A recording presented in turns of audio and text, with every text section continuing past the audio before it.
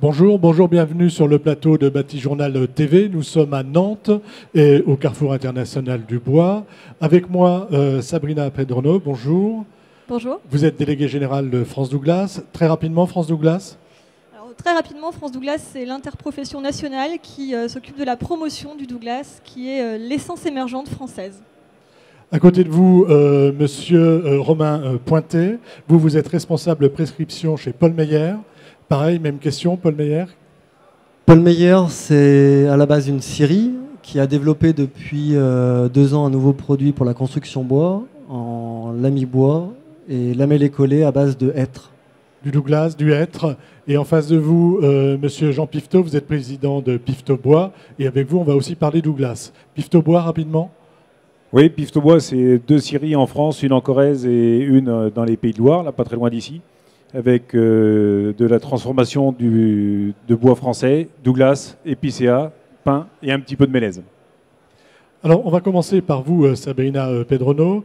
L'idée de cette petite table ronde, c'est de voir un peu quels sont les nouveaux usages, enfin comment faire correspondre la demande aux nouveaux usages et comment développer avec des essences qui, a priori, jusqu'à aujourd'hui, n'étaient pas très présentes sur le marché, comment les développer et les caractériser avec de nouveaux produits. Donc, comment ça se passe de votre côté ? Alors d'abord, France Douglas, c'est une interprofession. Donc il faut savoir qu'on intervient en amont de l'innovation qui peut intervenir au sein des industries et des entreprises. C'est pas vous qui innovez ? Alors on ne peut pas innover puisqu'on ne fabrique pas de produits. En revanche, on doit passer par des caractérisations de produits basiques pour que les entreprises puissent ensuite, elles, innover. Donc l'objectif de France Douglas, c'est évidemment de caractériser et d'ouvrir le chemin aux entreprises pour qu'elles puissent utiliser le plus de Douglas, qui, comme je l'ai dit tout à l'heure, est une essence émergente qui arrive sur le marché en masse et qui donc, il faut l'utiliser. Ce serait dommage de se passer de ce matériau qui a des caractéristiques très intéressantes. Quand vous dites essence émergente qui arrive en masse, vous avez quelques chiffres de l'augmentation de cette offre ? Oui. Aujourd'hui, on estime qu'on récolte un peu plus de 2 millions de mètres cubes de bois rond. Et on peut s'attendre à ce qu'en 2030-2040, on en récolte plus de 6 millions. Donc c'est presque un triplement de la récolte. Donc il va falloir en faire quelque chose. Donc il faudra en faire quelque chose. Donc par exemple, donnez-nous quelques exemples de caractérisation en fait, du travail que vous réalisez pour valoriser justement l'usage du Douglas. Alors nous, on a beaucoup de chance avec le Douglas parce que, comme je l'ai dit, c'est une essence qui a énormément de qualités. Principalement sa durabilité naturelle, celle du Duramen, et sa résistance mécanique qui est très élevée. Donc caractériser le Douglas, c'est quand même un vrai plaisir. Aujourd'hui, l'association a mené différents travaux qui ont pu donner lieu à la publication de plusieurs offres produits. Alors on a fait d'abord une offre produit pour la construction qui consiste en des produits de structure, le bardage, le platelage. Plus récemment, on a pu qualifier des produits de décoration. Donc on peut aussi décorer son intérieur avec le Douglas. C'est des lambris, des parquets, des planchers. Et on s'intéresse aussi à une offre en rénovation thermique. Donc le Douglas offre diverses possibilités et c'est pas terminé, puisqu'on s'intéresse en ce moment à des travaux sur la menuiserie extérieure principalement, mais aussi sur des offres en produits à plus forte valeur ajoutée, des produits d'ingénierie. Aujourd'hui, on s'intéresse particulièrement au bois lamellé, puisqu'aujourd'hui, il s'approvisionne essentiellement en bois du Nord, ce qui est un petit peu dommage. Ça veut dire qu'on aura bientôt des baies vitrées, des fenêtres en Douglas. Alors là, vous parlez de menuiserie, oui. Oui, je parle de menuiserie. Hein. Mais on l'espère. En tout cas, c'est techniquement possible. C'est techniquement possible. L'association a fait réaliser une étude de marché qui a révélé qu'effectivement, les menuisiers industriels pouvaient s'intéresser à l'essence Douglas, surtout pour l'extérieur. Surtout pour l'extérieur. Ouais. Alors, monsieur Jean Pifteau, vous utilisez le Douglas, vous en sciez, Oui, c'est le mot. Vous, comment vous développez cette offre? Avec quel type de produit et pour quelle utilisation? Donc justement, c'est vrai qu'on intervient après l'association France Douglas. Une fois que les caractérisations sont faites pour bien démontrer les qualités intrinsèques du Douglas qui sont très importantes, comme vous l'avez dit, aussi bien sur la durabilité naturelle du Duramen et sur sa résistance mécanique. Aujourd'hui, nous, Pifteau, on doit coller à peu près 10 000 m3 de lamellé collé en Douglas à destination de la construction. Donc on a vraiment développé des produits d'engineering et le Douglas est vraiment de plus en plus utilisé. Il a vraiment un intérêt. Concrètement, ces produits d'ingénierie, c'est quoi? C'est des bois qui servent à faire la construction bois et à construire des R+1, R+2, R+3. Oui, mais en Douglas, ça va être quoi? C'est des lamellés collés, des contre-collés, des bois massifs à bouter. D'accord. Et puis demain, du CLT. Et ça n'existait pas. Et ça, n'était pas utilisé. Il y a 10 ans, ça n'existait pas, non? Alors quand vous dites demain du CLT, ça c'est le futur. C'est le futur. Et c'est quelque chose qui est dans les tuyaux, c'est quelque chose qui est déjà caractérisé, parce que ça veut dire des avis techniques, des choses comme ça. On a un avis technique qui est en cours et qui est lancé depuis un an, qui est dans sa phase terminale, et on va démarrer la production dans le courant de 2017. Donc bientôt on aura du CLT français en Douglas, et en pain et en épicé. On le fera dans les 3 essences. Dans les 3 essences. Alors en face de vous, Monsieur Romain Pointet, vous êtes responsable prescription Paul Meyer et vous vous intéressez à une essence peut-être un peu plus difficile à caractériser, qui est le hêtre. On est un petit peu à l'opposé de ce qui se fait en Douglas, parce que c'est une essence qui est exclusivement utilisée en intérieur. Et on a développé, comme on disait tout à l'heure, un lami-bois à base de hêtre et un lamellé-collé à base de lami-bois de hêtre qui permettent d'avoir des résistances équivalentes si on compare un lamellé-collé en GL70, ce qui permet quasiment de tripler la résistance à la flexion et de ce fait réduire drôlement les sections de bois. Mais quelle est donc là, on a un intérêt mécanique, on va dire, à utiliser le hêtre.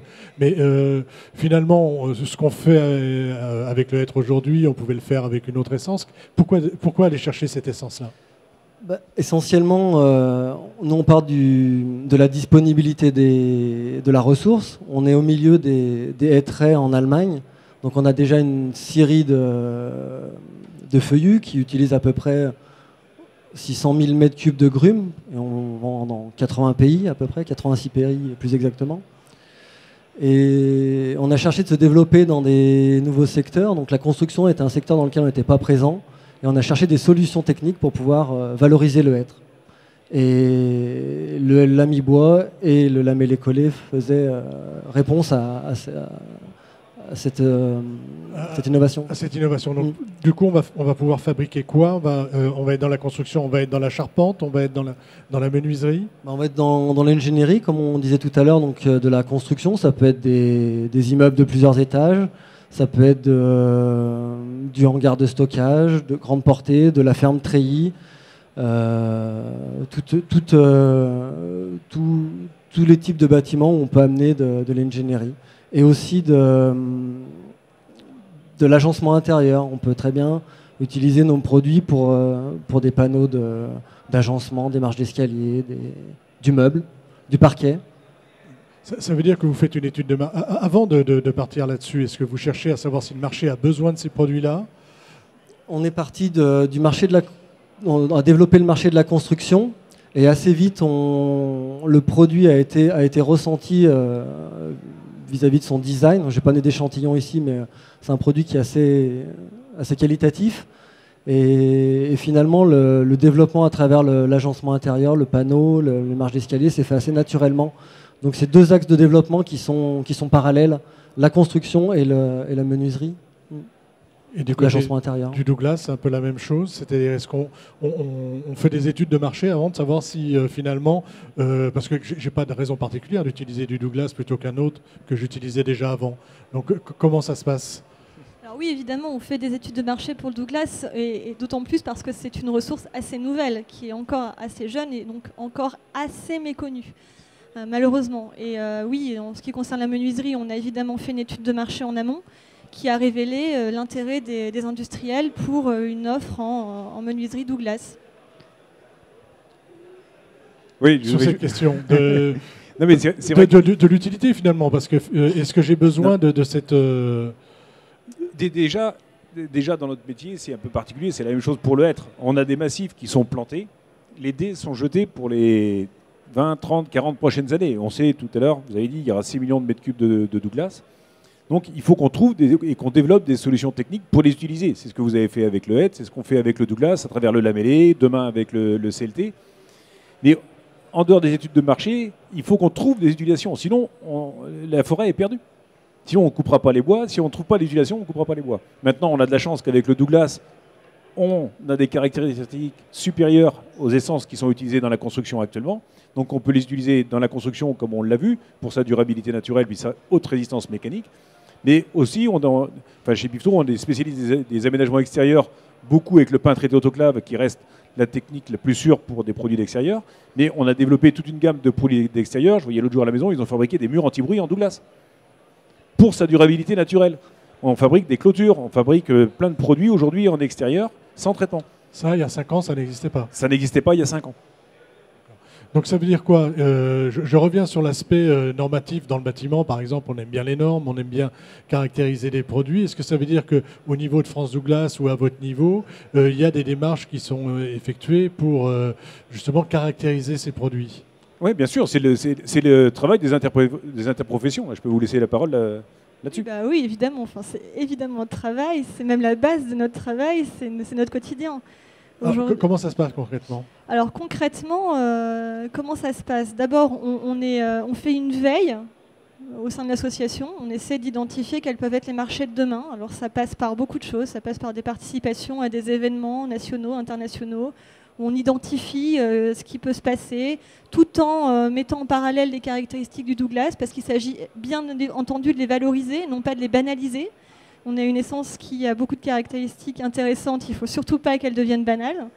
Et une fois que nous, on a une piste de travail, on réunit un groupe de travail qui peut être qui peut contenir donc des industriels, mais aussi d'autres personnes, des gens qui travaillent dans les commissions de normalisation, et on étudie ensemble ce qu'il est possible d'envisager.